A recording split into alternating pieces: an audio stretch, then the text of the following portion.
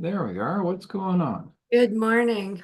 Good morning to you. I am very sorry about the other day there. No, it's totally fine. I got a lot of stuff done yesterday. I was quite pleased. And that was neat for me to happen upon the additional videos that you posted on YouTube. Oh, yeah. Oh, you watched the ones on YouTube, hey? Yeah. Yeah. All right, cool. Yeah, no, I'm thinking, why even bother with YouTube? It's such a hassle, but I know most people are on YouTube, so. Well, and that's a very good point, right? If it's not worth it. Oh, yeah, no, because I mean, Rumble seems to be just taking off. And I was looking at the numbers yesterday. Actually, I look at them every day. It's kind of crazy. No, it's totally normal. Makes sense. I mean, all the channels are pretty much at like the YouTube level, like, under 20 or something, under 10. And I'm like, that's fine. But Rumble, it's like over 200 views now. And then I was looking at something else where it said unique views was like 92 or something. And it didn't hit me until just a moment ago that that means that people are watching them like twice. Whatever those 92 unique views are, The that definition of means those people are watching it like twice. I'm like, holy cow, which that's right. There's a lot to take in, what you're sharing. So that's a good sign, Diana. Only is yeah, it didn't hit me till just now. It's like that's what that means. That it's that means someone's watching it twice. All those people, or maybe one person watched it 4 times. Who knows? I mean, I myself watched it twice, but yeah, I was kind of blown away thinking about that. But let me let Dixie out. well, you're doing a good job. You're yours is a story that is something that the people are going to find most compelling, and it's just who you are. It's the delivery. It's everything that Satan hates the fact that you're doing it. So it's a beautiful thing. Well, I've got to share with you a dream that I had not last night, but the Oh, is night. that the one that wow. No, if you had No, another one. it's a new dream. Yeah, and it kind of blew my mind. Oh, I gotta share. Hang Because on. you wrote the one, and I think I responded. I don't know if you got it about, the dream about the house and the Jeep, and they were staring in your window. Yes, yes, that's the one. Yeah. Yes. I mean, it's Unbelievable. so much more detailed than that, though.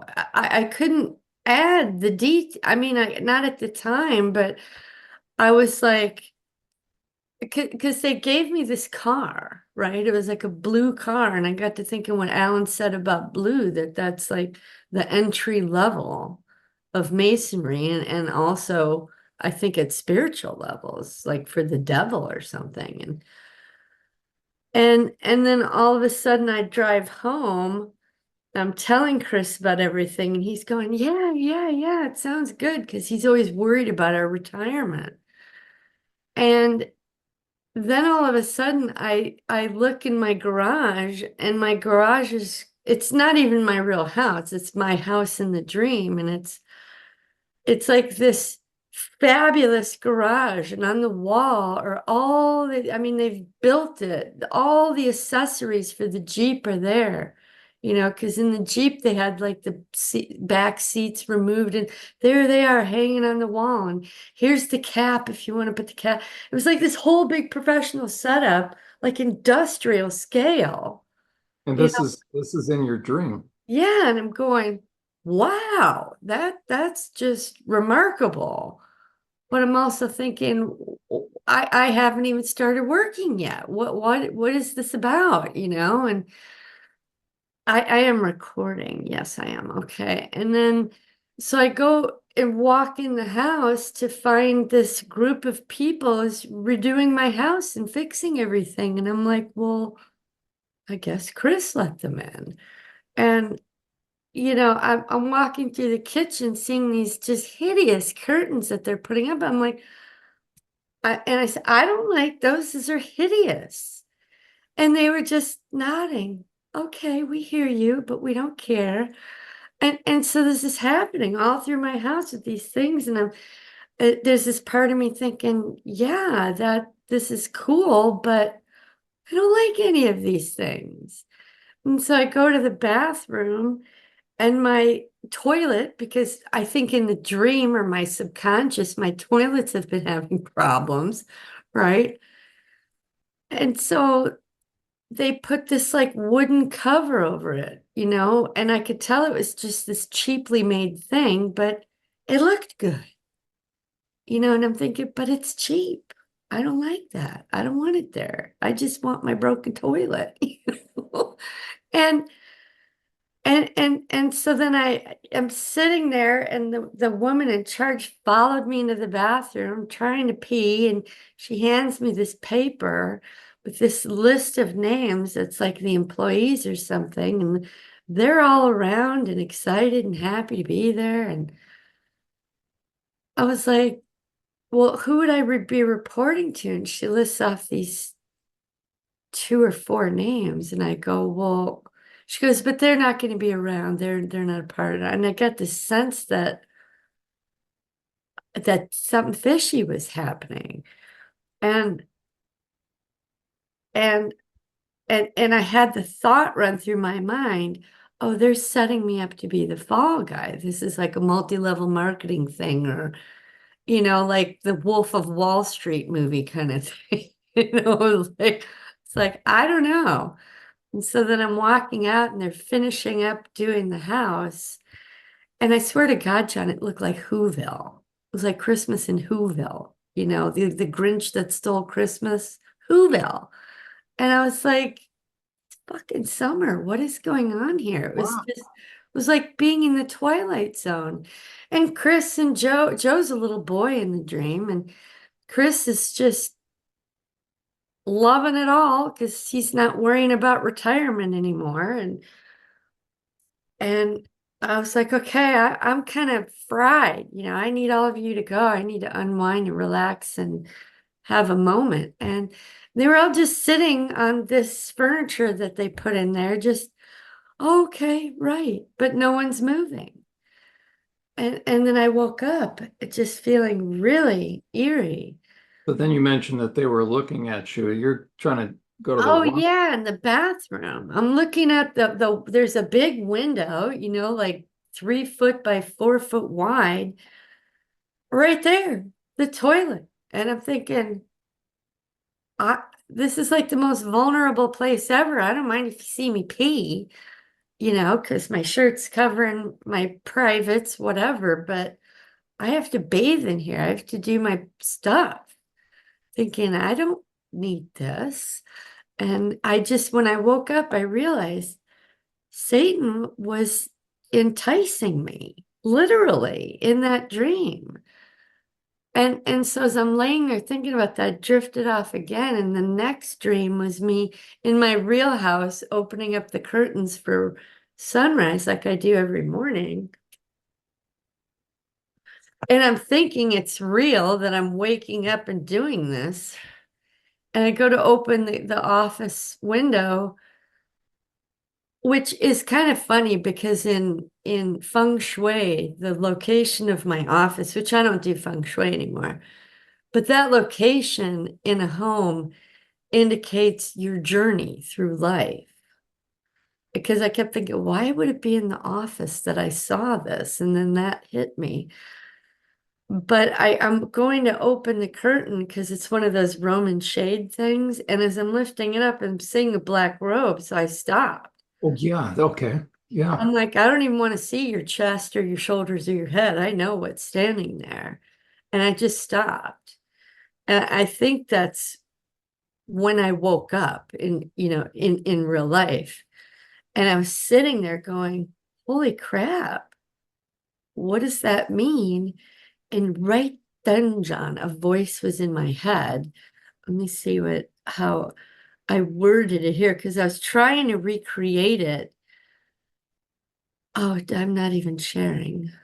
Am I sharing yet? No. And and I can't remember the exact words, but it was something close to this. I thought I'd better get up and record all this or I'm gonna lose it. And oh, and it was a man's voice, a man that I didn't recognize, but I knew it was Lucifer or a demon of high rank or something. So I've never seen anyone do this as quickly as you. And I was like, Yeah. holy shit, he's talking to me right here in this moment. And and I was reminded of the dream, how he'd give me anything I wanted. And I said, no, Lucifer, go away, be gone. And then I remembered, oh, I rebuke you. And then he was gone. And I remember this stupid detail about the dream that Melissa McCarthy, the actress, was in the dream. She was dressed like a happy, cheerful little elf. And I think she might have represented the aspect of just society's acceptance of all of Oh, that. I don't yeah. know. But yeah, I was all day, I was thinking about that, going, wow. And you know, I guess it wasn't all day, but it went through my mind on and off all day. And um, let me do that. Oh shoot. And then I just sat down, I thought, well, I got all my John work done, is how I think about it. The charts, the graphs, the impact, the PowerPoints. You know, I'm like, yeah, I could put the names on that Mindfell thing, but I wasn't really in the mood for it. And I thought, why don't I do a video for Melissa? And so I did. I did one about Madame Blavatsky, Oh, oh, you know, oh. the one who introduced the New Age to the Yeah. world Yeah. and was blending, you know, mysticism with science, Yeah. basically. And so I'm listening to Alan talk about her probably, I don't know, I probably went through an hour and a half or 2 hours of audio, just pulling out. I pulled out, I don't know, maybe 20 clips. I thought it was going to be a quick 30, 45-minute video, but it's going to wind up being two 45-minute videos. It's like, Is that wow, right? So two-parter. what you're doing is you're just selecting all the different audio Yeah, clips. I'll pull out, like I said, I've got show notes and Yeah, there you I'll go. say, okay, on this date, it's here, it's about 1/3 of the way through. So I'll move it and listen to that third till I find the reference. And then I'll go, okay, where do I want to start it? And where do I want to end it? Yeah. You know, and most of the time it's intuitive. Yeah. It's like, because you could go on forever because he's just so comprehensive. But I'll just get this vibe like, okay, you can stop here. Or no, go back and start there. Yeah. You know, pull that out and then go to the next one and pull it out and go to the next one. Boy, what a labor of love you're doing. Yeah, and I noticed there's a difference now because I haven't done a video for Alan for probably 6 weeks. And I'm doing it with SRA in mind now, not Alan's audience, but my audience. So I thought, well, that's fascinating. And Yeah, that's right. Now your efforts. yeah, because I had a talk with Melissa, I think it was maybe Sunday or Monday. I'm sorry, I'm scratching my skin as I'm talking. Don't you worry, don't you? And I was telling her my idea about the Sweet Liberty shows because he goes into ancient religions a lot. And the thing with it is he's got two different sets of Sweet Liberties. He's got 98, 99, and then he's got '02 to '04. And the 98, 99s were never put online for free. You can order them and buy them. Oh, Melissa transcribed them back in 2007 and they made it a book and they sell the book. Right. So that's a way for them to make money. And then the other shows, the 2000 shows, are up on the site for free. And I was saying, well, I'd like your blessing to use the ones that are the book and the ones that you sell. And I'd like to just make them available online. And I want to put, you know, scenery in the background that's someone walking through a forest or someone driving through the desert or whatever. So they're going to go on a ride that's calm and pleasant while they listen to Alan talk. And her hesitation was about making money. And I'm like, well, I get that, you know, because she only makes money off of like, I don't know, 3 or 4 things. And even then she doesn't make money. And I said, also, I'd like to put Reality Check up, the first video that he's only did 2 videos ever. And the first one is for free. The second one they sell. I said, like your blessing to put the free one up. I said, I'm blown away that neither one of us have put this available on YouTube. Yeah. I said, we're waiting for people to randomly go to the website and stumble upon it and go, ah. I said, it needs to be out there. And she agreed. And she gave me her tacit blessing for that. And she says, you know, maybe I'll put that up too. So that one's okay. But I get a sense from her that she's nervous about what I'm doing. And I'm not really sure why.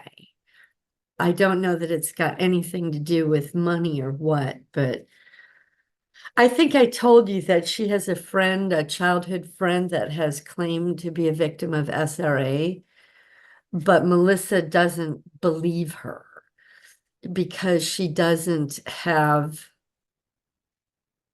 memories per se. She said, Diana, what's really going on is I think she stumbled on it across the internet and has gotten sucked into this one particular woman who sells tours. Like she'll take you on a tour of the capital of Austin or something and walk you through a building and say, see that door there? That's a deep underground military base. But Diana, you can't go in it. You can't get any proof. You can't. So she feels like her friend has undergone the power of suggestion and has bought into it as like a way to pass her time. And her friend has also said, well, Melissa, you do know when we were at school, in grade school together, that's how long they've been friends, that this happened there to you, me, and such and such and such and such. And Melissa's like, well, I don't think so. No, you know. Diana, So I don't know if she's got something there that's pushing back or if she's right and her friends just got sucked into some charlatan. I don't know. but you've known Melissa for that long, or you know No, I've known Melissa since Alan died in okay, March. so you're referencing this other person that she's Right. Yeah, her childhood friend, which they're still friends to this day. And I met them. I didn't meet that one friend. I had lunch with her and 2 of her childhood friends. The third But one, I'm sorry, but you were quoting Melissa when you said we. I was quoting Melissa's friend, Melissa's friend. I'm sorry. telling Okay. Melissa. And I Yeah. said, well, I guess the first thing I'd ask you, Melissa, is do you have missing gaps of time in your childhood? And she's like, no, I remember it all. And then later she told me that she has a gay brother and that her brother claims that their dad abused him. And she thinks that that's why he's gay. And so I'm like, well, it's kind of, you know, like something's going on. And also that their family in that particular town and area of Texas, they're all very artistically inclined, either musicians or artists, painters, whatever. And she has an uncle who is such a famous painter down there that the city that they live in, he has murals. The city commissioned him to put murals across the city. And they're really lovely. She drove me around town and she showed me, and there's a, you know, her last name is, and they're all very accomplished, smart people. You know, her brother's a lawyer. The other brother is well, he's gay. She said he's not practicing is the word that she used, but he works in a church with wayward children. helping Oh, boy. helping children survivors. And I'm like, at the time I thought, well, that's lovely that he does that. But now I think of it from your point of view going, I don't know. And I've met, his name's Campion. I've met him. He's a card. He'll crack you up. I mean, I don't have issues with gay people. I mean, I understand how they got that way now, but so and her other brother, I think, is a doctor, very well off. I never got to meet him or go to his house, but Melissa's just telling me how much money he has, and they all do very well for themselves. I mean, the brother that she lives with, David, he does he's a lawyer, but he also does charity work for a Christian. They're Seventh-day Adventists, and he's really steeped in it. But their family name is really big in that town. They're kind of, I don't want to say celebrity, but they're well thought of. And I thought, well, the only way you can get to that kind of level is to be a part of masonry or something. You know, wow, for the city to commission you. I mean, I don't know. So I wonder about it. And maybe she's not a survivor of SRA, but there's these little clues that I keep picking up going, and now that she and I are interacting, and I just feel this sense of she's nervous or scared. And she told me in her text that she's sad that I'm not there to, I guess, be her backup, that I'm not sitting around waiting anxiously for her to give me a project. I'm like, I said, I went through a period of time where I was angry with you because you were so busy. And here I am twiddling my thumbs. I said, but I've found my own purpose now. And I don't need that anyway. It's just kind of phased away. So I don't know if it's just her sense of that, me going my own way, and that's what's making her nervous or what. But she has Alan in her ear so much for those 17 years. I mean, he was, I don't want to say incredibly paranoid, but just overly protective and constantly warning her about this danger and that danger. And if you do this kind of work, then you have to pretty much become a hermit and you'll lose all your friends. And so I think she has that kind of anxiety that she's losing me. And I'm like, you're not. We can still talk every week if you want or whatever. I said, you're just so busy. It's on your schedule. I said, but now that I'm busy, we have to make appointments. I'm not just readily available anymore.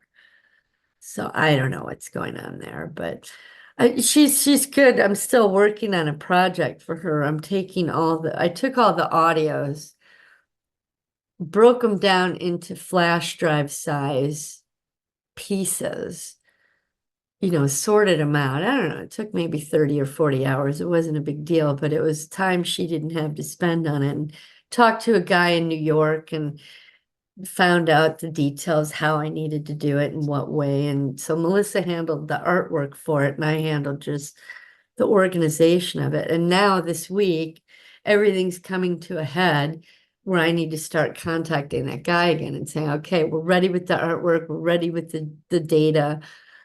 What kind of money do you need? When do you need it? Blah, blah, Oh, blah. as far as publishing, Yeah, yeah. And what she's well, going to that's do, wonderful. instead of selling CDs or discs of all the audios, which literally are like, I mean, she sent me a stack. There's like 200 or 300 discs encompassing all his work. And we were able to pare it down into 5 flash drives. And then the 6th flash drive are like Alan's 2 videos and then 4 interviews of him on video, which are all available for free online. But we're Huh. putting it all together. And then I had enough space on one of the discs. I went into Internet Archives and found 50 different books that Alan recommends people read Wow. downloaded the PDF and included it. So they're going to get 2-hour videos. They're going to get 50 books and like 2,000 audio talks on 6 flash drives. And so Oh, we're good for you guys. right. And Good I'm like, for- well, I think you ought to sell them for a couple $100 piece, and she's kind of undervaluing them. And I'm like, no, like it has a value. So that's what we're doing right now. And she's kind of sent me the stuff and she said, well, I need you to call the guy and start getting things set up. And I'm thinking, okay. I'm thinking in the back of my mind, well, he's got to talk to you about money and timing and down payments. I don't have anything to do with that. So why are you having Yeah. me do it? It's like I'm her secretary or something. And which is fine because I offered to do it and this is the last piece. But I'm just going to send the guy email, say, okay, look, we're ready with the artwork. We're ready with the drives. How do you want me to transfer them to you? I tested it out on WeTransfer, so it'll all fit. But after that, I'm like, it's back in your court. So I don't know why she's handling it like this. I'm like, she should have just sent the guy the email himself and said, we're ready to go. What do you need? And then tell me, okay, Diana, transfer. But for some reason, she wants me to be in I don't know. It's kind of annoying me, but I'll do it. It's not a big deal. I'm in a good place right now. But yeah, I don't know why I needed to talk about that. Well, it's important, right? Because it makes sense as you're now starting to get a sense of your own direction. Not that you didn't Well, hand that, because Al, yeah, well, with like the Sweet Liberties, I was talking to her about it, about the ones that you buy that are not available. You have to buy them. I said, Melissa, I have an audience that I think will gobble it up because it was kind of like with Scott and me, both SRA people, and those are both our favorite series of shows because he gets into the occult, he gets into the spirituals, he gets into that a little bit, like surface to middle layer, but he doesn't go all the way into it. But I just thought, if Scott eats it up and I eat it up, then I'm sure other SRA people are going to eat it up. And why not? And yeah, the shows that are available and free are good, but I just feel like the 2 years before gives it a better lead up and a better foundation. So I'm not going to do it without her blessing, obviously. I mean, because that'd be copyright violation and all sorts of things. And she's in a position with Alan's two sisters who live in the UK. They're trying to sue her for the copyright, and she's tangled up in legal business and all sorts of crap.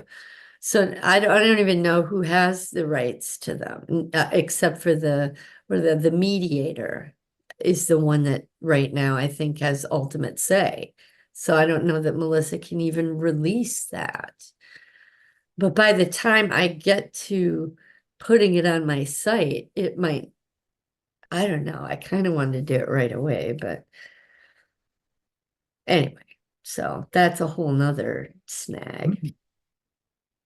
well, And it, she's stressed out about that. So she's got all sorts of shit going on and she's always sick. It was one of the reasons I went to her house to help her get her physical environment under control was I'm like, why are you always sick? What's happening there? well, She eats well. I mean, but she works kind of like you. She works probably 60 hours a week, so I'm like, you need to I told her when I was there, I said, why don't you consider dropping out? There's this show she does every 2 weeks, an interview for another podcast. And it's her purpose for doing it is to draw his audience to her. uh, right, which I understand. And then she also writes an article called Not Sure.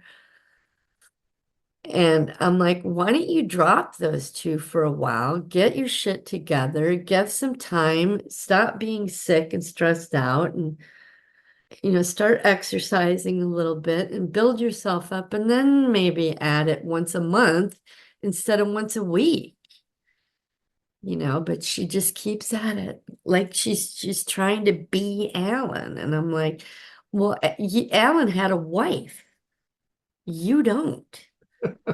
It's like, there's a difference there. And Alan's purpose is different from your purpose. So anyway. Hmm. But anyway, so that's that. But I think I got into all that because I'm avoiding this. This is Okay, but and no, and all that's important. And Diana, I think your dream, especially about hearing a demonic voice, if not Satan's voice, right? Um, it was I got to thinking about something Derek Prince said when he was talking about demonic possession or influence or demonic oppression. He said, you will hear a voice, you will hear words in your head if it's demonic. He said, if it's from God, it's going to be impressions, images, visions, whatever. He said, but not necessarily a voice. He said, but demonic oppression always has a voice with words in your head. And that kind of struck me yesterday. I thought, oh, that's right. That was words, because every interaction I've ever had with Jesus, yeah, he spoke to me, but it wasn't like that. You know what okay. I mean? It wasn't like, I don't know. It's hard to explain. Yeah. Well, the one thing it certainly impresses upon me is um, the speed with which you are getting yourself free of all this. It's going to help other people go quicker, 100%, 100%. a And lot so, quicker. And that's freaking them out, I think. yeah, no, and that's why, you're a trailblazer in this. And just to give you confidence that, you're just being you, but there's a giftedness about you that is hard to for the naysayers. I mean, the other half of my life, and that's part of what is I'm having to deal with, is this project stuff, right? The naysayers will come at us in every different directions. They're like killer bees. They'll descend, and so Mhm. I'm now very well versed in their tactics, um, and to give you a sense of confidence.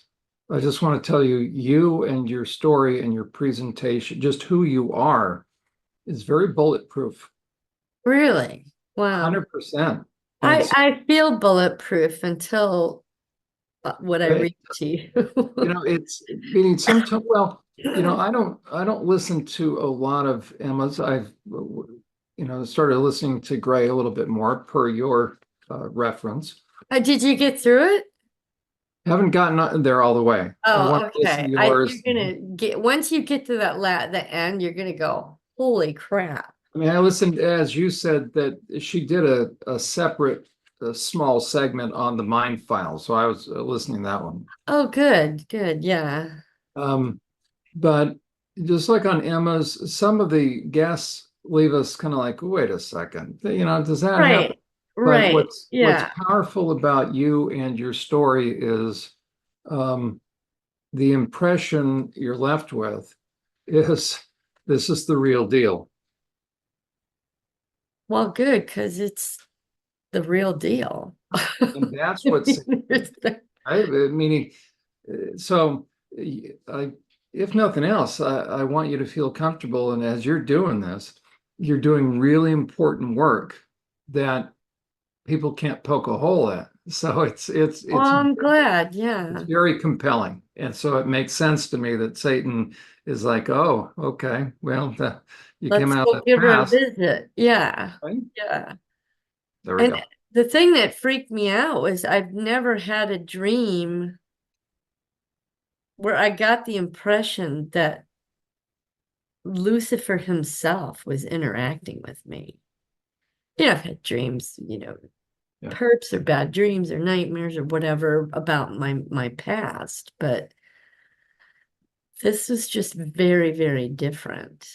It was, I can feel it inside, not a threat, but just the reality of it is like, holy crap, I touched a nerve somewhere, there we go, right? And so, and I'm like, so you're fuck. on the radar screen in a good way, you, me, and others. And so So once, that means, I'm gonna be targeted, but I have been my whole life. So who cares? yes, you And it, have. and it doesn't matter because Jesus has the protection around me. That's it. And So, greater is he who is within us than he who's within the world. Look at Paul. I really like the fact that in the book of Acts, the amount of reference to demonic activity is very small, it's probably less than 1% of the entire book of Acts. But as Paul talked about in Ephesians 6, we don't wrestle against flesh and blood, but against principalities, right? yeah, So I think you're right. So the book of Acts, I think, gives that the right balance, that it's a given. The entire world lies in the lap of the evil one. But yeah, look at how much reference there is to demonic stuff. There's very little. So the reality is the attacks are going to come through, from there, right? not from, People and I was stuff. just, We're I just was moving blown forward. away that he was able to reach into my dreams. Yeah, That's what I think shook me. there we go. But Uh, we're just doing our thing, knowing that, and what a neat statement that Jesus made, the gates of hell will not prevail against us. And I remember a biblical teacher and archaeologist, he brought out a very simple point about that verse. He says, you notice what it says, he says, gates are defensive. He says, we're moving forward. So most people think are playing defense. So the Yeah, assumption, no, I right? feel like when I'm beating on Ted, There we there go. there are times when I am talking directly to Lucifer and saying, "You lose, you are done, you There you are go. over." There you go. You haven't seen those TED Talks yet, or maybe I showed them to you, I don't know, but I saw the beginning of, and you showed me, I think the one that you posted, it was beautiful. oh yeah, I think that was the first one. Wait, are you calling him But I Ted? have something exciting to tell Okay, you. let's talk. But okay, that's My cool. knee. Remember you had me work on TED for my stomach and it Yeah, worked?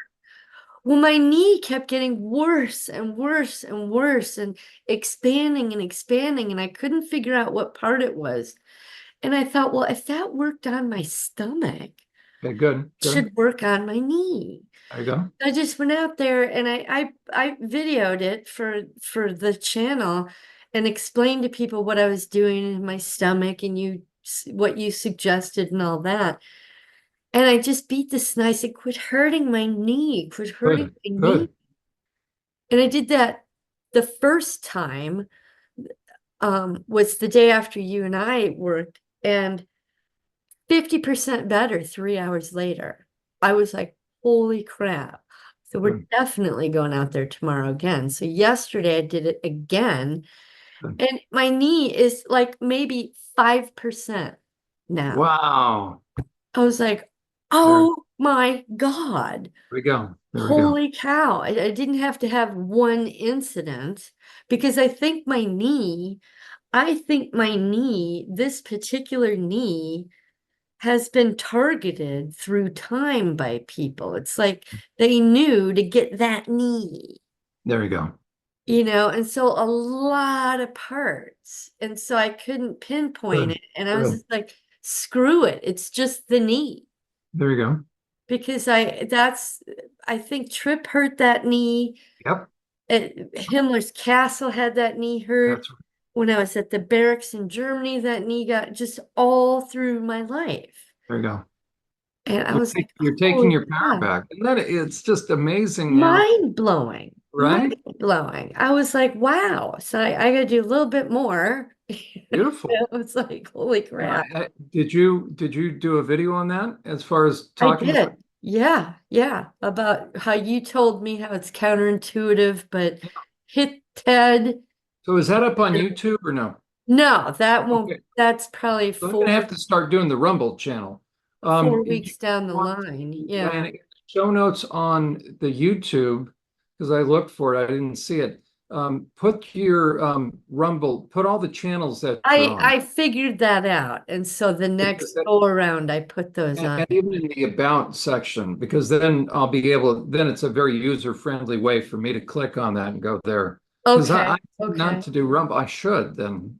I guess I have an account. I just naturally Well, don't think. it's the one that's taking everything the easiest without issue and the one that's Oh, drawing the most people. So I'm okay, like, well, there we okay, go.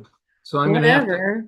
I'm gonna say I And haven't even updated my website. It's bad. I figured out Odysee, the reason why I could type my channel in and not find my videos, because I was posting it, all of those without being logged in. I had bookmarked it, not realizing I bookmarked it without being logged in. I got And you. so they posted under anonymous, and I noticed that. I'm like, anonymous? Why isn't my channel there? And then I dawned on me, let me go see if I'm logged in. And I wasn't. So they're just posted as random video. So Okay. I went back, logged in, bookmarked it properly, and then reposted all of them. So we'll see how that goes. And Bitchute is going, they're up there on Bitchute, but there's not really a whole lot of, I think 3 views or something. But Rumble seems to be the one that's just Well, okay, taking that's good to off. know. That's good to know. Yeah, Yeah, definitely put that link in I the show. definitely will. I did, I think on the last one I put up yesterday. Okay. I don't know if you saw that one, the structure of the channel. Yes, that's the one that I watched both of I those. think I put that up on there. I watched the first part of the one that you did about Alan. Yes, I that listen to one. it when I'm under the red light.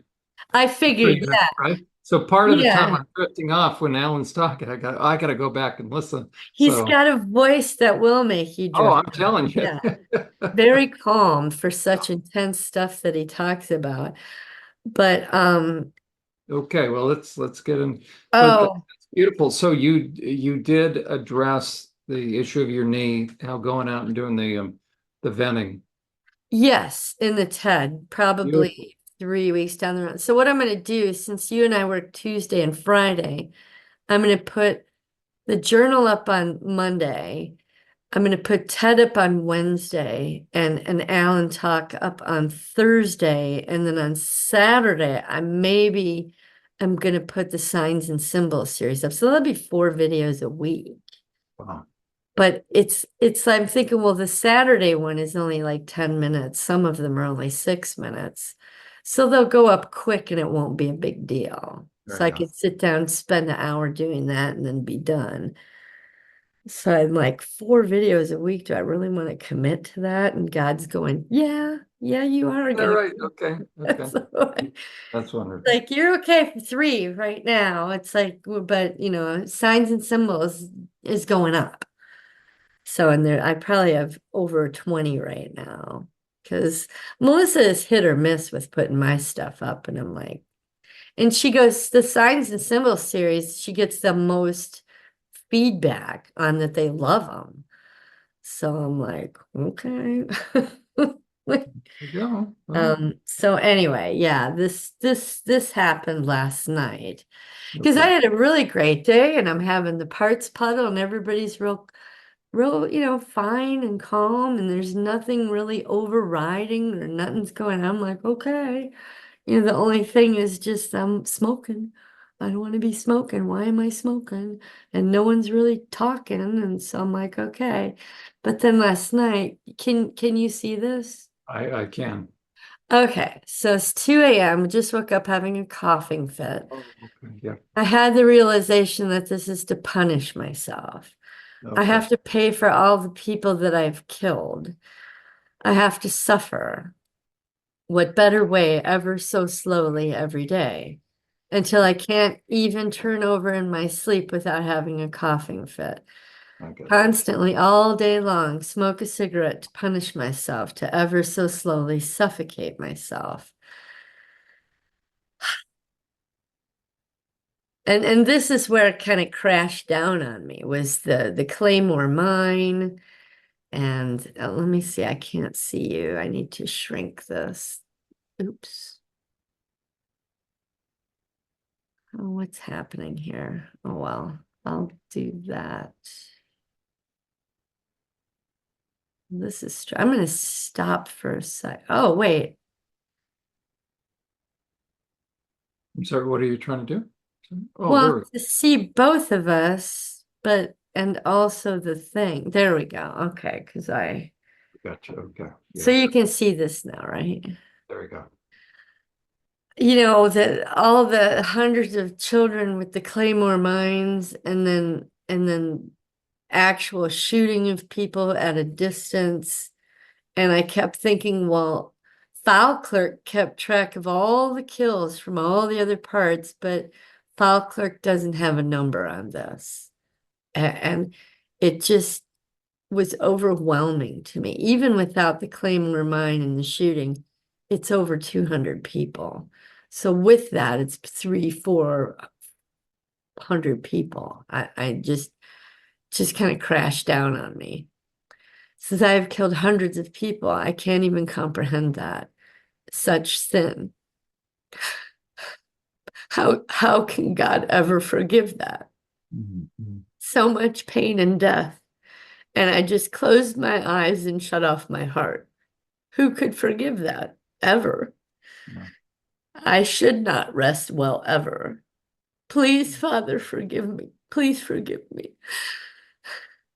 Now, in the back of my mind, I'm knowing that I was made to do this and all that, the logical part, but No, it's you're doing this right. Right? It's that contradictory. So you just this is visceral. No, this is yeah, so says I'm so ashamed, yeah, depraved, irredeemable, yeah. such slaughter. Please forgive me.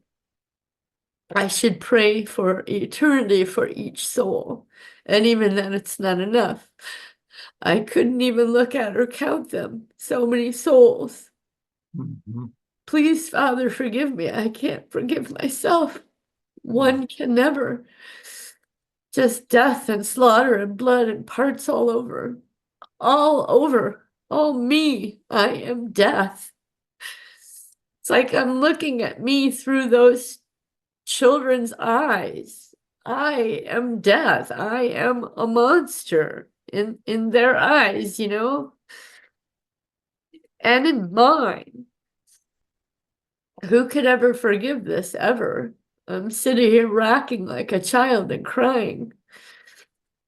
Who could ever forgive that? Hundreds of them. Who could forgive that?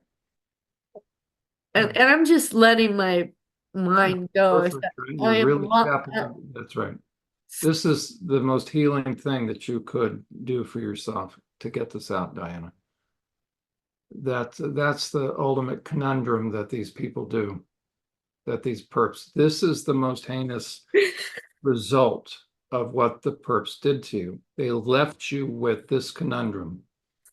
That's what's so vile about what they did, right? Because I what know that yeah, no, logically, but but it's beautiful that you're it's just like all the parts were talking at once. yeah, no, it's so important. I said, I am lost to God. And I believe the parts back then thought these things. Yeah, of course, that's right. I am stained and tainted. I am dirty and cold, heartless and soulless. Yeah. There's just so many eyes and hands and mouths and hearts, so much terror and blood, so much depravity. Please forgive me, Father. Please forgive me.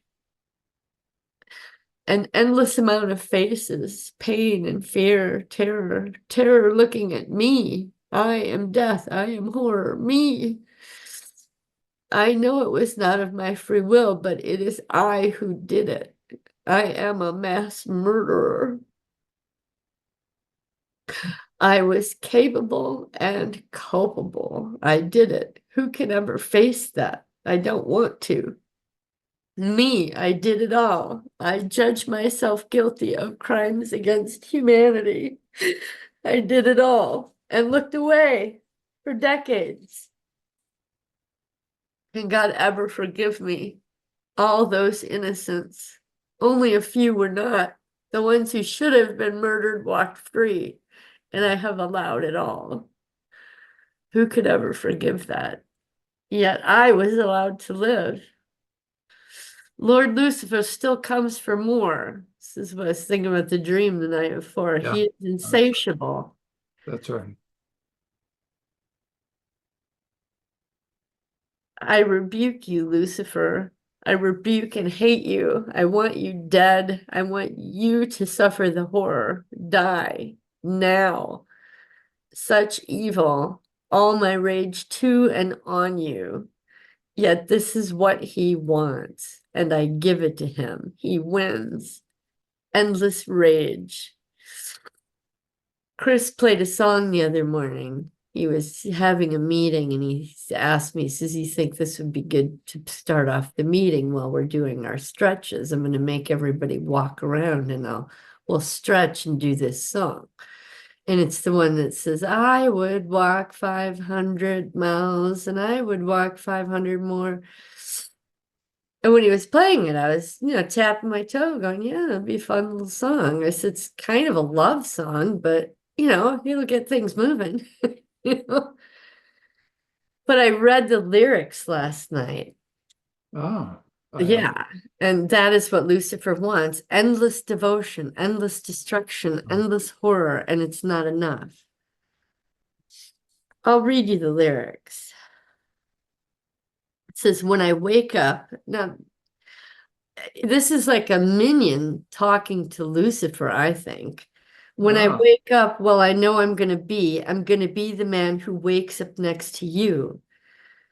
When I go out, yeah, I know I'm going to be the man who goes along with you. If I get drunk, well, I know I'm going to be the man who gets drunk next to you. oh my gosh. You know, isn't that funny? It's mindless when people are singing it, but when you read these, And I told Chris, I said, just like Bitch Girl, I had heard that, but it wasn't until we're analyzing what happened to you. It's like, who would write this crap? I know. Okay, keep going. Oh my It says, gosh. and if I haver, I had to look up that word. It's a Scottish word, and Alan is Scottish. And it means talking nonsense, gibbering nonsense. It says, and if I haver, yeah, I know I'm gonna be the man who's havering with you. But I would walk for this go. Oh gosh, go on. But I would walk 500 miles and I would walk 500 more just to be the man who walks 1,000 miles to fall down at your door. When I'm working, yes, I know I'm going to be the man who's working hard for you. And when the money comes in for the work I'll do, I'll pass almost every penny on to you. When I come home, oh, I know I'm going to be the man who comes back home to you. And if I grow old, well, I know I'm going to be the man who's growing old with you. But I would walk 500 miles and I would walk 500 more just to be the man who walks 1,000 miles to fall down at your door. When I'm lonely, well, I know I'm going to be the man who's lonely without you. And when I'm dreaming, well, I know I'm going to dream. I'm going to dream about the time when I'm with you. When I go out, yeah, I know I'm going to be the man who goes along with you. And when I come home, yes, I know I'm going to be the man who comes back home with you. I'm going to be the man who's coming home with you. And then you go back into the chorus again. And as I read this, I thought, because he reached into my dreams. He's talking about dreams, and Chris is bringing up the song, and Chris drinks, and Chris havers when he's drunk. And I was like, the synchronicity of God putting this in Chris's head at that time, because it was the morning after I had the dream about Lucifer. Okay. Yep. I was like, are you kidding me when I read that? So I said that is what Lucifer wants: endless devotion, endless destruction, endless horror. And it's not enough. I walked it. I walked it looking down, not seeing. God forgive me, please forgive me. Lucifer, you are a motherfucker, yet he thrives. That song is a prayer to Satan. All of them are. The chief musician, so much deception all the time. It's like every song, even the song that I chose for my channel, Round and Round. Yeah, if you read the lyrics, you understand it as the good guy talking. But when you're singing it and you're speaking it out loud in the universe, you are actually speaking it from the bad guy. You are calling the devil to you. I got to get those lyrics again. Because to read it, you're reading it and you understand it, and it's from the good guy. But Alan said that the spoken word is so powerful, and I see it as vibration throughout the universe. And so to sing these lyrics, you're saying, let me find this real quick. Lyrics to Round and Round. So if you sing this song out loud, you're drawing to you the negative. Oh, that's the wrong song. I need shit. Lyrics to Rat, Round and Round. Lyrics to Rat, Round and Round.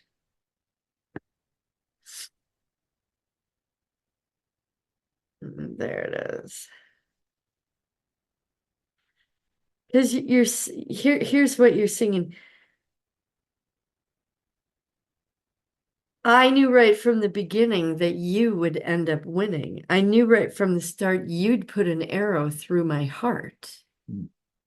But if you read the line before that, but that's the chorus. If you read the line before that, it says, cold in vain, she said.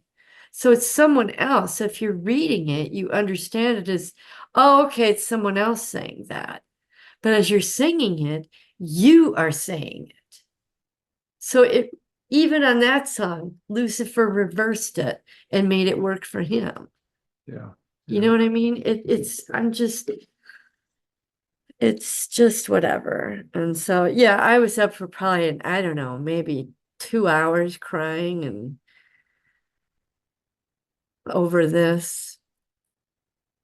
Now, what you have But I tapped know I have to go beat on Ted and get the rate absolutely up. right, because here's I just jotted down some themes, and so what you are tapping into, in my estimation, is one of the most crucial of all issues that have to be tackled if somebody's ever going to be set free.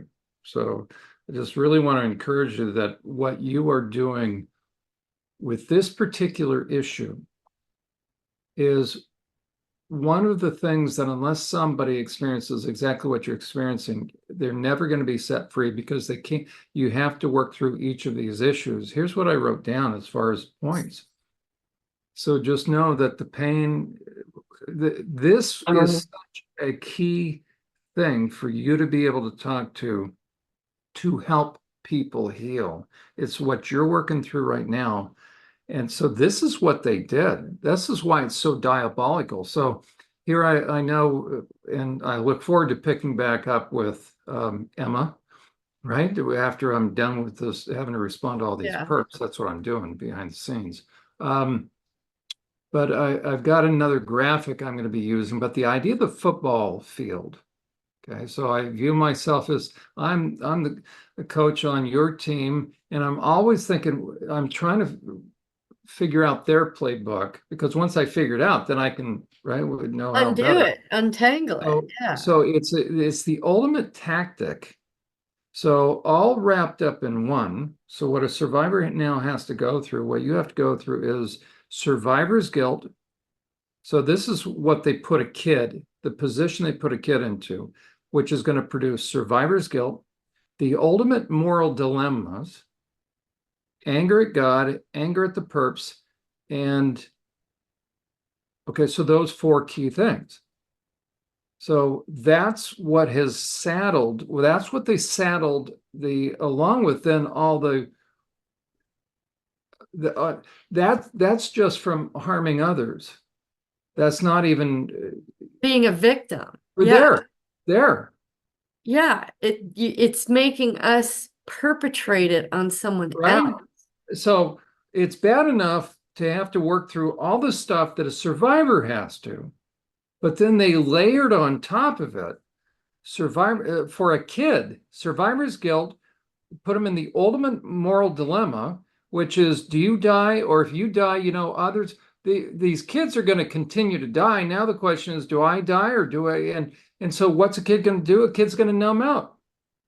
Well, yeah, disassociate entirely. Absolutely. So there you were, you're up on stage. Just how can a kid cannot comprehend? An No, adult couldn't comprehend it. and Let alone, they don't. They don't comprehend it. no, that's right. And so that's why it's so demonically insidious it's bad enough, and so it's not enough to torture a kid what they did to you, but then to put you in the position Of being them. and so what you're doing, what so few, Diana, what so, one in a million. And this is why so few survivors ever get free. Even like here, I worked Hard to with fake. Mary, or I worked with for 8 years. She still isn't free because she wasn't willing.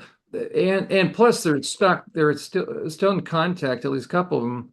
Let me write this down with their mother. I'm discovering that a lot of the work I'm doing with these survivors, they're still talking to the mother. Okay, so number one, but you're doing right now such important work because this is the step that ultimately, understandably, look how easy it would be for you to avoid this issue. Well, and I have been. I mean, I don't know if I was avoiding it, but it just didn't, I just wasn't there yet. Right. So, just to hear that as confirmation and affirmation that you're right at the most crucial core stuff that nobody's talking about. And by you Well, showing that the answer is the venting, right? It's just I have to say though that the past week or two, after I got through the gray stuff and the mind files, I was like, oh, okay, good. I understood the mental stuff. I don't want to say obsessed, but I cannot stop watching Nathan Reynolds. I don't know if you're familiar with him or I his just shows, saw but the a little picture, a snippet of him. I've never listened to him, so I'm going to have to. he Let me he get my sticky note. he Okay, red light therapy. God, that's what we're gonna. yeah, You're Nathan gonna have to call Reynolds. something red light therapy. This is sort of an interesting. Any Okay, one of his shows, any one. I mean, I went from present time backwards. I still haven't even seen his first show with Emma, but he he goes there. He talks about seeing the faces of the people he's killed and the how it tears him up inside. And it was like it's like I'm what God is guiding me to the exact thing I need to hear at the exact time I need to hear it. And last night I watched another one of Nathan Reynolds. You know, he admits to killing people, and how because he was so furious and wanted to get back at his perps as a boy yeah. that they somehow sucked him into these groups where he was led to believe that he was going to catch perps. And so they would sick him on actual pedophiles. And he murdered them by ripping their throat out with his teeth. He had such a dog programming in him. And he'll talk about as he grew up and got older and disappearing into caves and living with wolves for a while, and how he never felt so peaceful being with animals and blah, blah, blah, blah, blah. And for anyone to hear it from the outside, they're going to think this guy's a nut job. But I understand it totally. And I keep thinking, I'm a girl. I'm 58. He was an assassin. I was an assassin. He's in a much higher level assassin range than I was, for sure. But, and he wound up in the military and going Delta and even the higher Delta levels.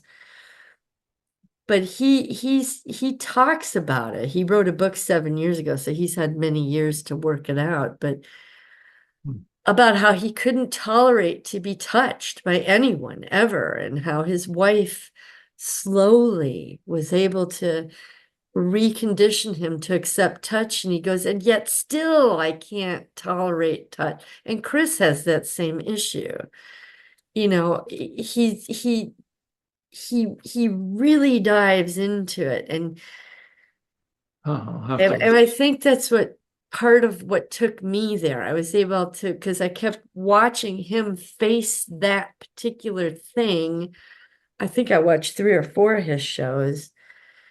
And he's super into the Bible, like you. He's like all about imprecatory prayers and, being a God warrior. He said, but now I'm a warrior with my pen and my mouth and my videos. He said, that's how I'm getting them.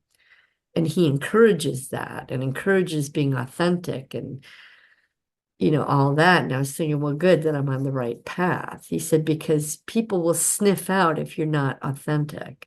Like you and I were talking about some of the people on Emma's shows. You get to a point, there's always a point where you just sniff it and go, I don't know. But I've never sensed that with Nathan. He's really raw. He's very emotional and he speaks very fast.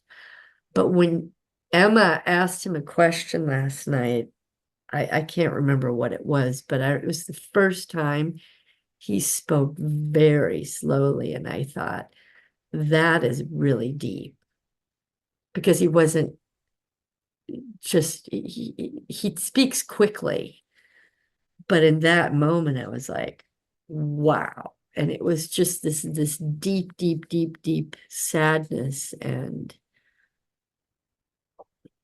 just whatever. When he gets into his rage, he's talking real fast. But that in that moment, you could see it really touched, it reached that sad, sad, sad spot in him. And he really was speaking like I am right now, just very slowly, lots of pauses and whatever. So I think he's one of the authentic ones, truly.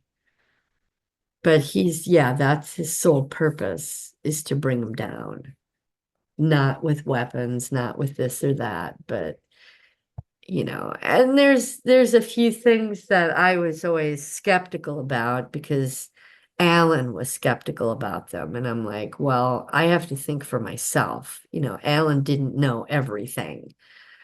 But Nathan will talk about these deep, deep, deep underground military bases and how down there they have genetically modified humans, and that there are werewolves down there, and that there are reptilian people, and that there are, just these different chimeras. And he talks about the science of how they got there and how they're kept down there and how they draw down demonic entities. They use the real old occultic magic from Babylonian times, and how they are fed adrenochrome and whatever. And he's talking about how he was modified by the military and that his blood has been altered. And he said, it changes you. It changes you.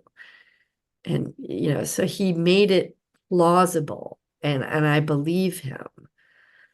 Alan would subscribe to the idea that the people in charge of the planet were reptilian. And it is outlandish and it is crazy. And the way people talk about it online, it's like a whole thing. I don't believe it in that on that level, but the way Nathan talks about it, I understand how the reality of it, number one, and how it could trickle up to the general public and then become kind of a cartoonish, ridiculous thing that people just sensationalize and make it seem unreal and make it seem like a conspiracy theory. And I'm thinking, well, that's the very thing that counterintelligence does. It takes the real and mingles it with cartoonish nonsense to make it seem Like unplausible. false memory syndrome, right? So they Right, use right. And so I thought, well, I think this guy nailed it. I mean, and I keep thinking about how Emma will do that three-way show with Carrie Elahe, Gray, and Nathan Reynolds. And I thought, well, I think Gray is authentic now. I'm still have the little question mark in the back of my mind about his theatrics and what that's all about. But Nathan doesn't have a mask on. He does, he's just out there and raw. And Carrie Elahe I think she's authentic as well. So those are the three so far that I've really related to. And then there's one other guy who was he was a cop for Scotland, a detective who specialized in pedophilia and breaking pedophile rings for Scotland Yard. And his story, I think, is very authentic. But all the others, I just kind of, but I watch them because I want them to trigger something. I'm like, trigger me. If I have a memory come up, great, I'm going to jot it down. That's kind of why I watch them so much. Make a note of this spot right here on the video and go back. That's going to be another key thing. Oh, about triggering yourself? Yeah, because that's going to be another key piece of healing as far as what can a survivor do? Again, counterintuitive. We want to move away from the pain. Most people, yeah, because they'll on all these shows, people will say trigger warning, and then they'll tell their story. I'm like, well, what does that mean? You I'm supposed move to turn off toward the pain TV? until there's no more pain left. Well, yeah, and that I think did I tell you Tiffany and I talked for 3 hours? Oh, you go, okay, I just saw the reference. How did it go? Yeah, it went really well. I'm blown away at how little she does. That's why I thought, you know what? I was like, I So said, have you ever written any of this down? I said, staying away from this.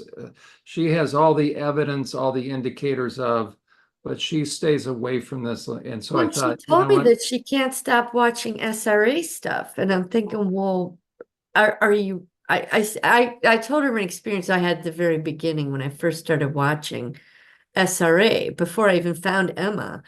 I said, well, there was this moment I'm riding my bike and I'm watching the show, and this woman's talking about how people were put on spits and burned alive. And she talked about how you don't know the look of skin as it's being burned. And in that moment, I saw it. And I stopped riding my bike and I went, holy shit, how do I know what that looks like? Good for you. Where does that come from?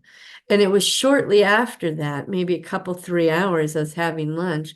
And that's when Blue showed me the sketch of the ritual at the river where there were bodies on spits being burned alive. And I sketched it out. One of the very first sketches I ever did. So I told Tiffany all that. And I said, so that just that split second image that you get in your head, don't ignore it. Don't push it off. Don't say to yourself, well, that's crazy. I said, it's a part telling you something. And if you ignore it, that part isn't going to trust you. It's not going to give you any more. I said, you've got to write it down. I said, whether you have a notepad and a pencil right next to you all the time. I said, we all have our phones with us. Use the note app in your phone and just dictate it in there. I said, yeah, you'll have to go back and edit it because it won't do it correctly. I said, but do it right away. You know, it's a split-second memory. You're writing it down and then you're editing it. You might spend a minute and a half of your day doing that. I said, but that part is going to feel validated. It's going to trust you just that 1% more. I said, you've got to What was her record. response like? She was like, oh, wow, really? Yeah. And then she told me about, her recollections of being a model at like, I'm telling I you, don't know, 14 or 16 years old or even something. younger. Her fifth grade teacher recruited. Yeah. And then walking around in lingerie in a mall at that young age. And I said, well, have you written that down? Well, no. I said, well, get a piece of blank white paper. I said, ask that part if it has a name. If it doesn't, just call it model. Write down your age and the location and the parts that you remember. I remember being in pink lingerie or purple, whatever it was, with high heels. And there was a lady in the audience looking down or smiling or just whatever. You just put it on that piece of paper and put it in a file folder. I said, that's part number one. I said, what else do you remember? And I forget the other thing she told me, something to do with the military. And I said, then put that on a piece of paper and write military. That's the part's name for right now. And I said, I got a part called sick because that was the one that was sick all the time. I said, I don't, we couldn't think of a name, so its name is sick. I said, it doesn't have to be anything elaborate, just start. And she's like, oh, wow, okay. And then she admitted that her house was very cluttered and messy. And I said, well, I'm a firm believer that your physical environment is a reflection of your mental environment. I said, so why don't you once a day organize something? I said, today do your underwear drawer. Just pull everything out. You're going to notice the pair of underwear that are 20 years old and tattered. Throw it away, right? I said, in the underwear that you had when you were 16 or a G-string from when you were 30, throw it away if you don't wear it. I said, and fold up the ones you use, make it nice. So it's just you one drawer a day. And by the end of the week, your whole dresser is done.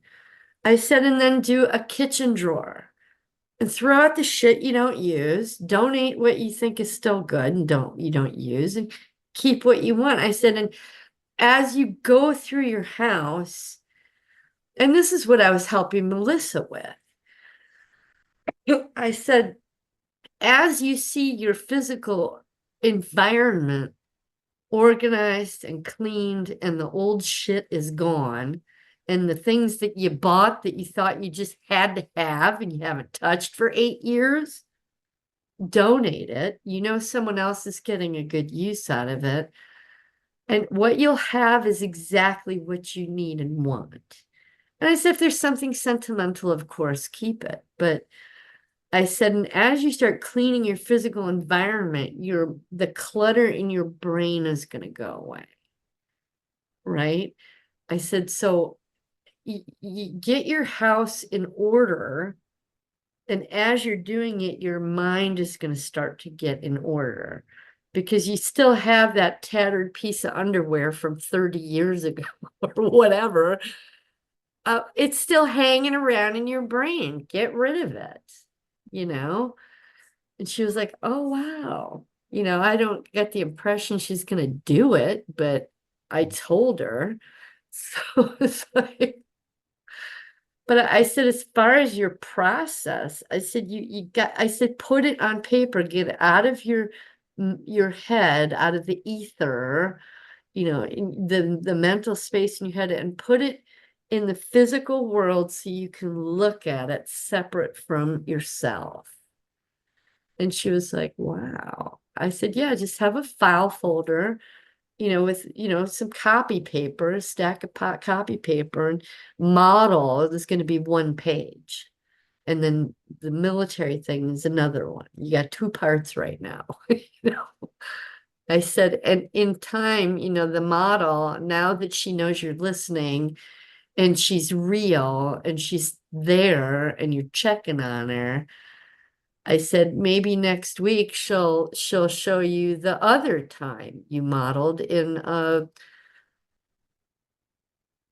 you know, in a garage. You know, I don't know. I said, whatever the case may be. I said, jot that down on her page. I said, it doesn't have to be chronological. It doesn't have to make sense. Just write it down. Get it out of your head. You know, I said, you're cleaning out the drawers of your mind, you know, and you're not throwing it away. You're not donating it. You're just getting it out of there and putting it in the physical world because it's real. It's not just this ethereal mental bubble in there that you don't know what it means. And she seemed receptive, so we'll see. And then the next day she sent me a text with a little 15-second clip of the Queen, because we had talked about my thing with the Queen and how she was in a ceremony with druids being crowned or something, and I had seen it before, and I said, oh great, thanks, I love it, you know, and to give her positive feedback. And then I think it was the next day she sent me 4 more clips of 4 other things. I was like, okay. And I went through them, and then yesterday as I was working, I thought, well, let me shoot her an email and say, you know, you want to talk again. And she wrote back saying, well, my drunk son, this and that, and this other son was here and blah, blah, blah, and maybe in a few days. And then that was it. So we'll see. But I got to thinking, how can people not record it? You know, I guess I didn't either. I mean, I did over the years, various little things, but it's so important.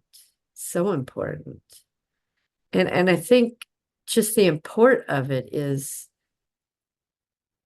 just like I said, taking that bubble of mental information and just making it a real physical thing in the real world. And it's out of your head now. You just took that 30-year-old piece of underwear and threw it. No, you're not throwing it out, but it's out of your head. And it will make room for something else to fill that space. And I did a video on that. It's probably 3 weeks down the line. I called it Headspace, where I talk about all that. You know, I'm like, you can't clutter your mind with the radio and the TV and commercials and all that crap. You need the space to hear it. And I went through the whole thing. So because it'll show people that this healing is not going to happen by accident. It has to be. no, yeah, you have to put the time in. And I keep thinking about when I get to the point where I start working with you and making the charts and graphs. Yeah, this took 6 hours, and yeah, this one took 8, and this one took. People need to know, right? Because you can always You know, I'm going to say, look, you don't have to build the graph. Here it is. I'm going to try and make it user-friendly, lock all the cells, and then people can come somewhere and get a copy of it. And all you got to do is plug the data in, and it'll fill it out for you. I don't know how to even figure out how to do that yet, but maybe I'll give them to you and you can put them on your website, because I don't know how people would. I don't have a website for people to access, so I'm thinking if that is okay with you. As a matter of fact, you know what? Let me, my coffee is working. let me run to the restroom, just so I can be fully present. Yeah, sure. Yeah, take your time. I'm good. It's phenomenal. You're doing phenomenal work. Okay, sorry about that. Little Dixie dog. Little Dixie dog.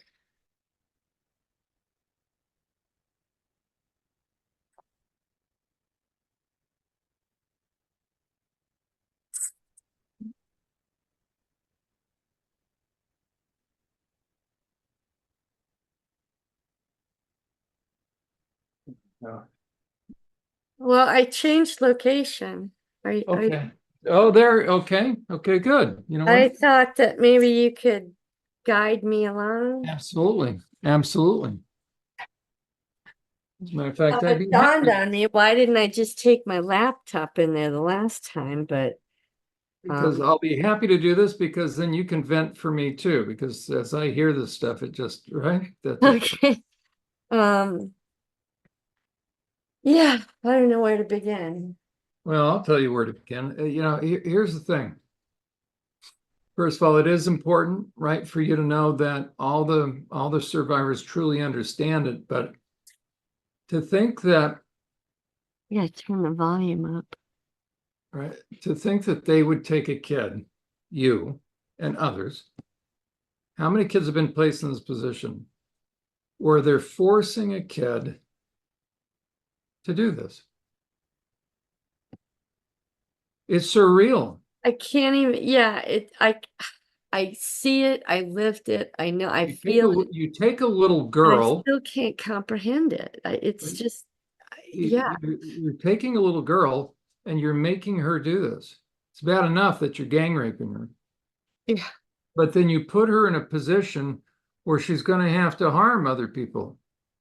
It's, a Claymore mine kind of thing. It's unbelievable to me. What about you evil freaks? And they thought it was funny. Nothing funny about it. Think I was lost to God.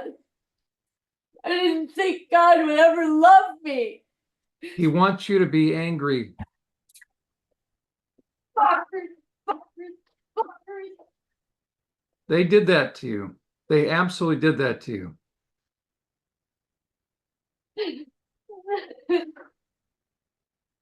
God wants you to be angry, Diana. It's cold and heartless.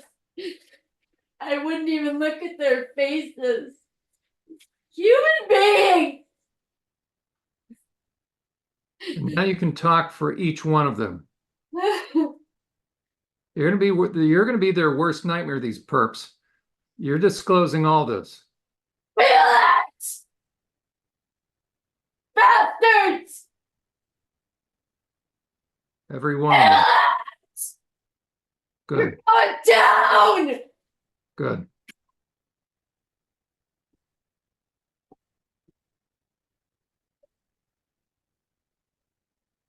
You're gonna tell everybody the truth about these assholes.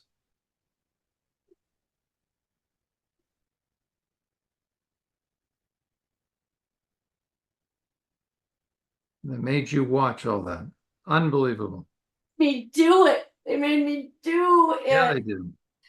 They And put you in that that position. little boy, he was on his knees. He was holding my robe and he was saying, no, don't kill me. And I did. I did. You give it back to them. They put you in that position, Diana. They put a kid in that position to have to do that. No. And that stupid queen sat and watched all that crap.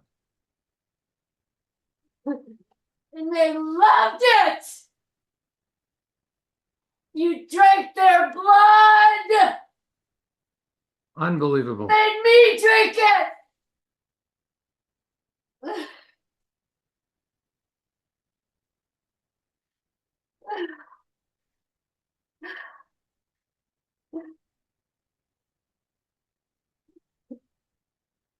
think that they would do that to kids? It's just so horrendous. They put you in that position. Fucking terrorize me. And you made me terrorize them. Yep. They did this.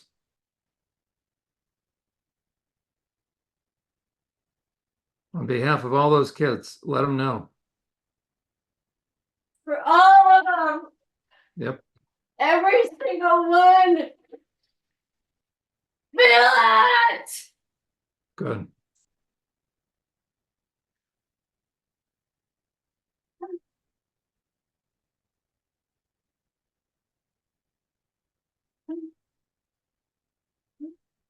You fly a kid in to have to do this kind of crap.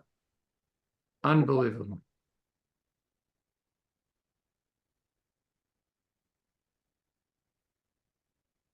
My dog's losing her mind.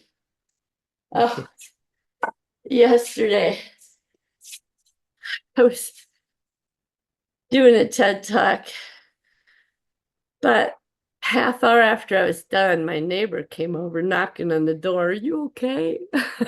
It's like, yeah, I'm sorry. It's just an exercise thing that I do.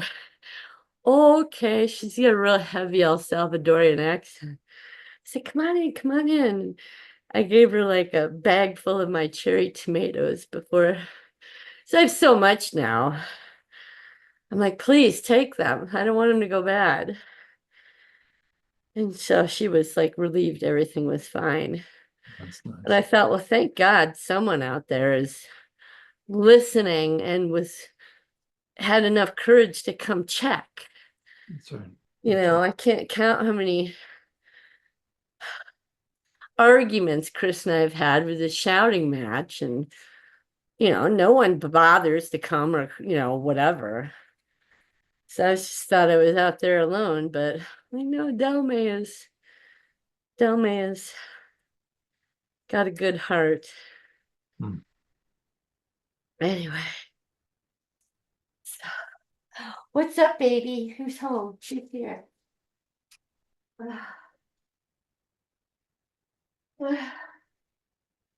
Yeah. And the fact that they kept hitting your knee, Oh kicking. my God, yes, my knee. My right knee. Always the right knee. How many times? And always that one. How many times? Many times. How Never many so times? fucking headed. They thought it was funny. Die.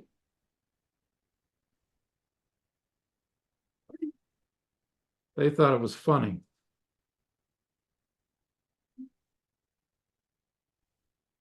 Let them know how funny it was. You bastard. Sick. Sick. Twisted. Die. Fuck you, Lucifer. Fuck you. We're coming for you. We're coming. How about that stupid drill sergeant or that guy in Germany Oh. Oh. kept pulling you into his office? Oh. He oversaw this whole thing. Good. Fuck you, Top. Fuck you. There you go. Should have bit your dick off. He was the ringleader in all this. And set me up. 100%. Unbelievable. Feel it.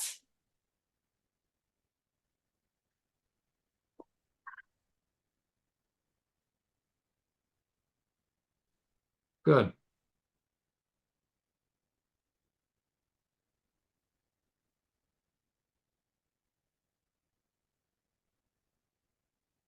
You're giving them back their stuff.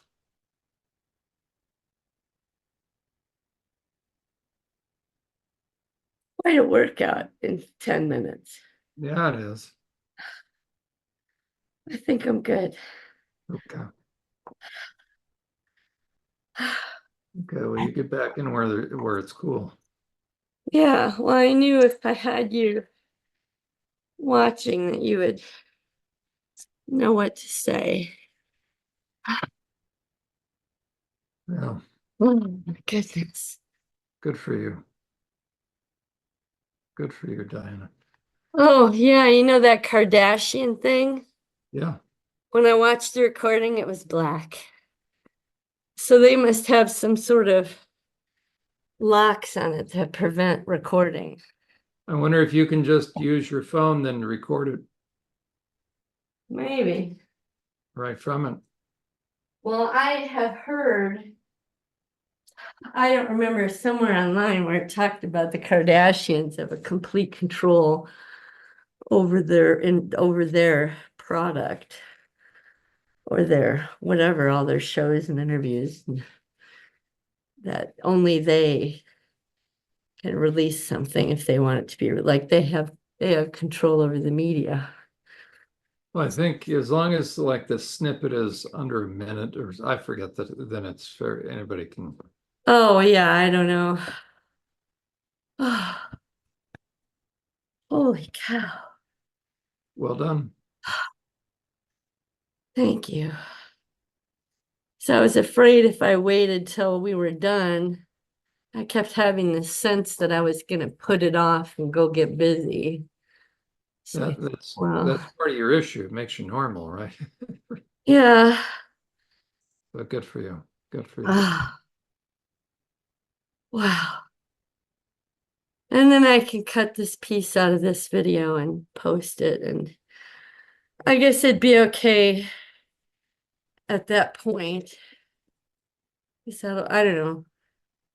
I don't care if people know if you're my counselor or not. I really don't. Or I just mean, it's just up to cut the, you. or just mute that. Mute my voice. Well, I don't, yeah. Either, you know, Yeah, no, I don't know. I'll figure it out. or That's alter my voice. Whatever you want. I don't care. Whatever you want. yeah, it's funny because my journals are still from I think I'm in June right now. My TED Talks are like 8 weeks after the journal, so they're not syncing up. And I gotta find a way to get them to align. But I thought, well, if I just record 4 or 5 TEDs a week, at some point they'll come together. And how powerful it is, not just that you're doing it, but you're showing others. Well, yeah, and I need to say, it occurred to me last night that I need to tell people, look, if you can't afford a TED or a boxing bag, I said, beat the snot out of your bed. There you go. There you Just do go. something. Holler into your pillow. Or Nathan Reynolds talked about, he said there was one time he was so full of rage. He said he would go out into his car, make sure the windows were rolled up, and the car was in the garage with the garage all closed up. And he said he would sit there and just scream Yeah, and that's right. scream and scream.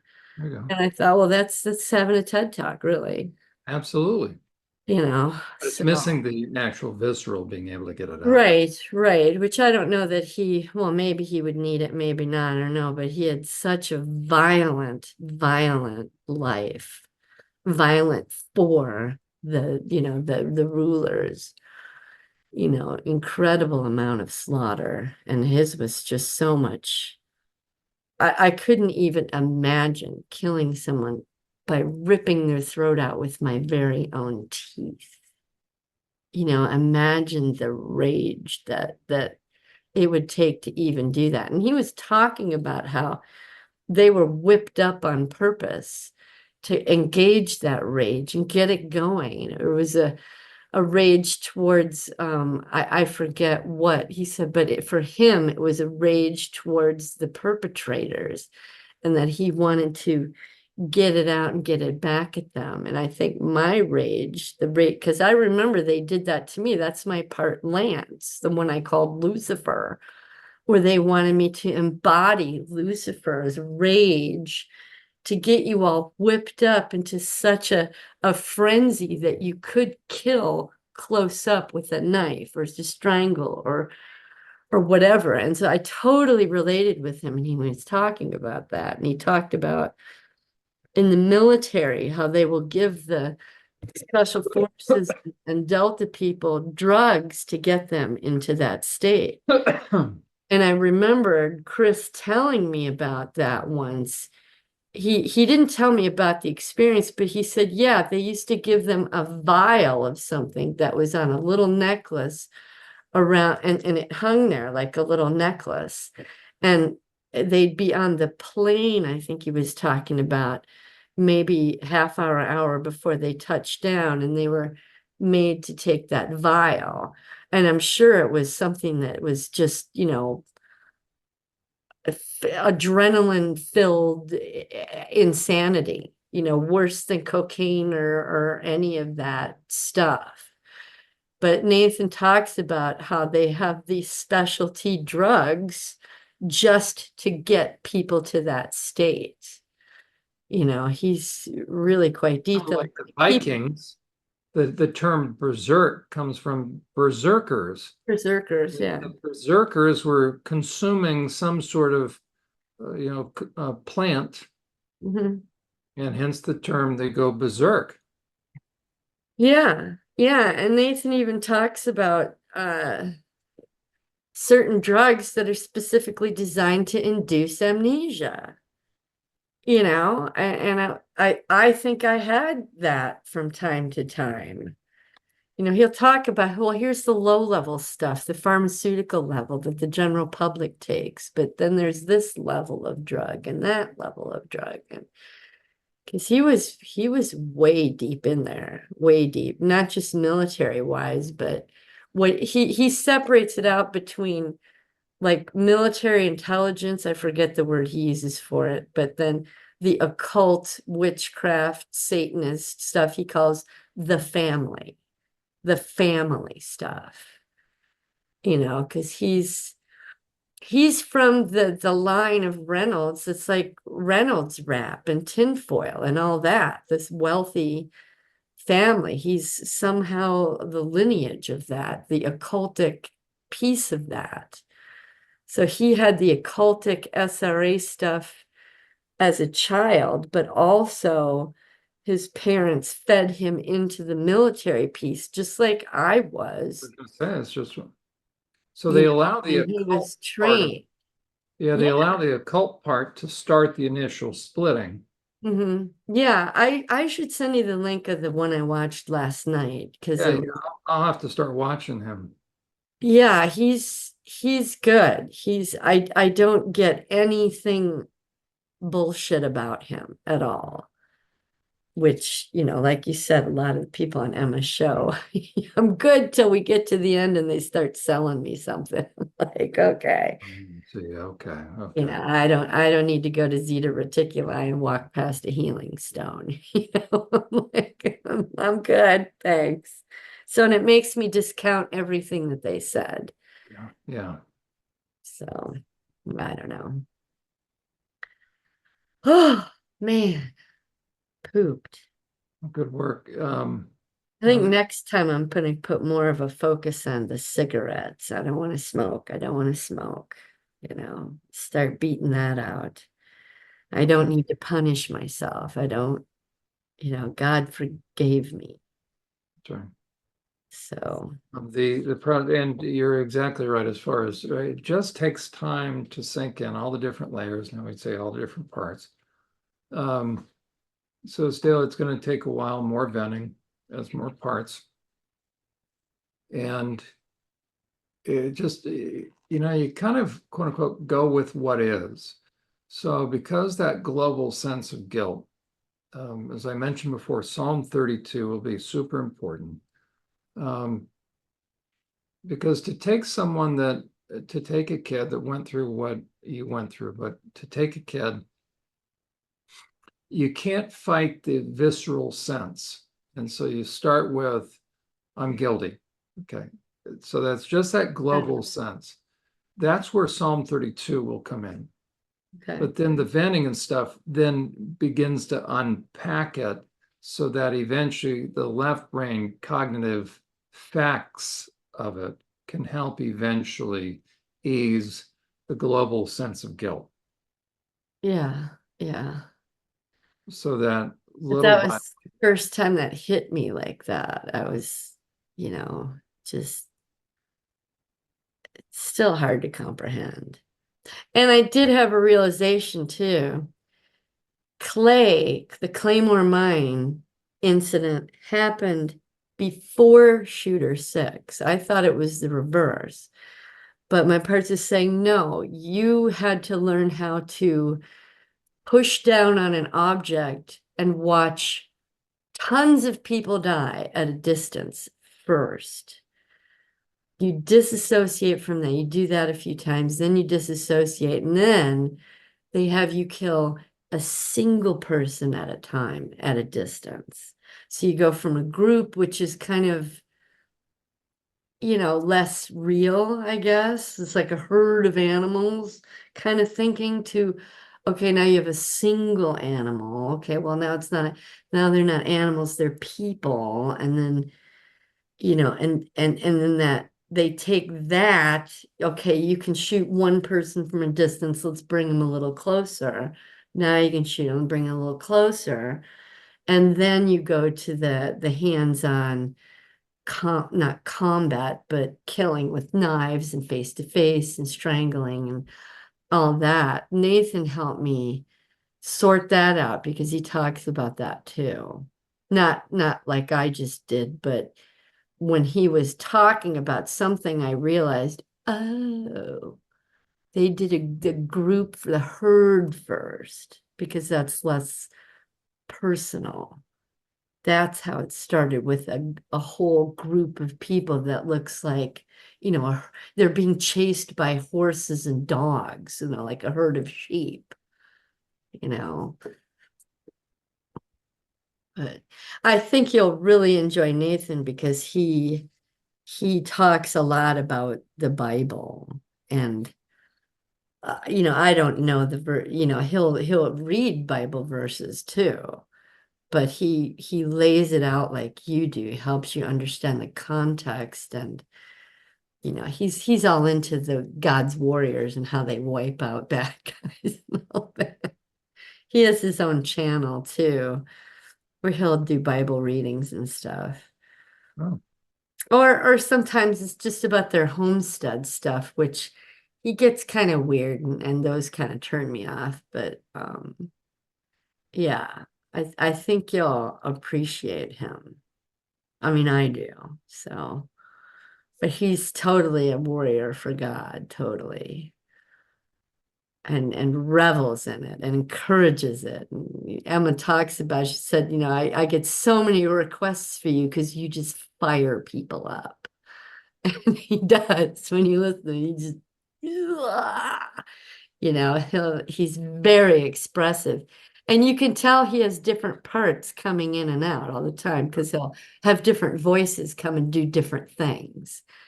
So he's completely embraced. He doesn't really talk about parts work or parts ever, but you can tell.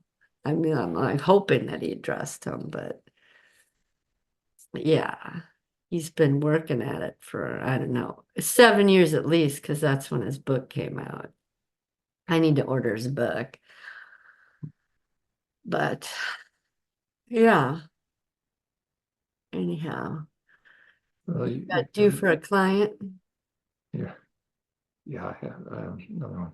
Yeah, But again, Diana, you're doing the right thing, and it makes sense why Satan, came all and of a sudden. visited me. It's like, So just know that, I mean, I would say you're the female version of Nathan Reynolds. that's Different kind of side. what I'm thinking, because I'm telling you. he talks about the female sex ones and But how uh, but they're uh, but trained as in a far as different way. but as far as making an impact, I hope so. I hope so. I feel like it. So it's just the beginning. So it's going to start out slow, but no, the stuff I'm you're worried I'm gonna get overwhelmed, but God will help me with all yeah, that. yeah. And I'm looking forward to getting your stuff up on my page. As a matter of fact, let me think creatively about it because I may have I may just add a whole nother tab. That's probably what I'm going to do. That'll be very used, maybe on the top of Journey to Healing, under that tab, so that people can find it very quickly.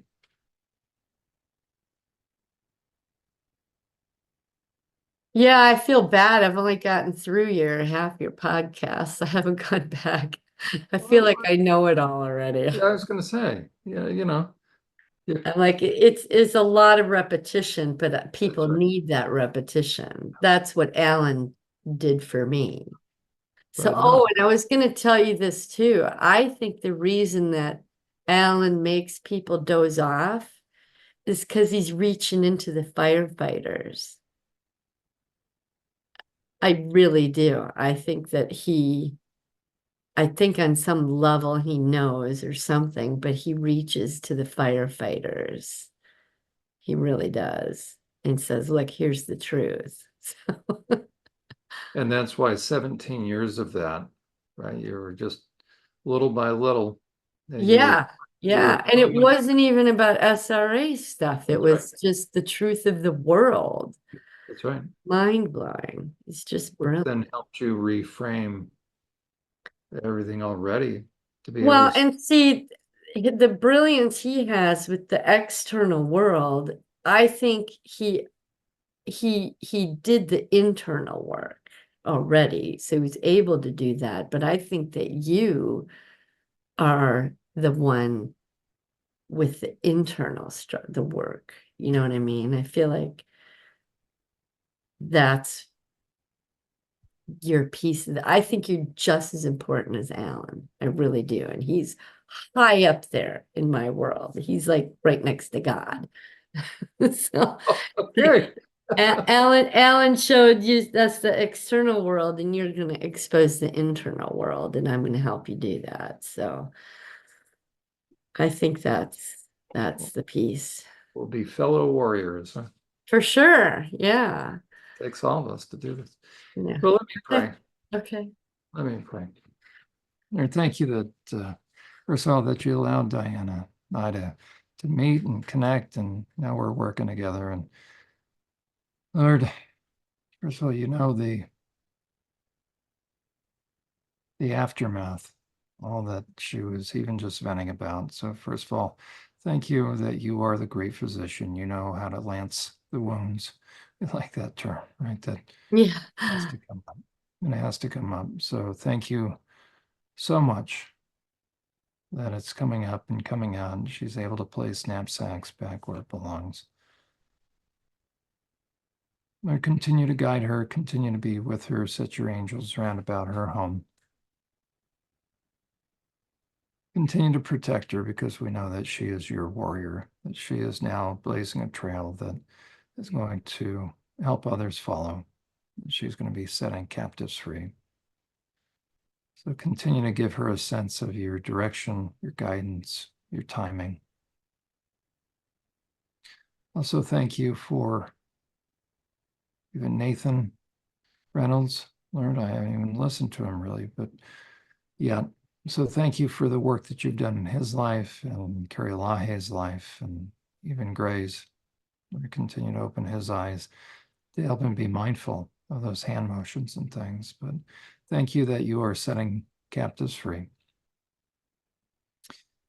And continue to be very present in her home. Continue to work on Chris. Lord, open the eyes of his heart. We know you're working on him, but even as we're praying, be softening his heart. Help awaken Chris to the parts within him that need healing. So thank you that we can pray for him as well. In Jesus' name, amen. Amen. Thank you. Okay, well, it's plan on Friday, which, now it's just 2 days away. So, Oh, right. Yeah. I'm yeah. thinking I forgot what day of the week it was. I thought it was Friday. Okay, we're on Wednesday. There you go. Okay, I gotta put some Oh, videos up what's my today. excuse? Okay, time flies. Mm-hmm.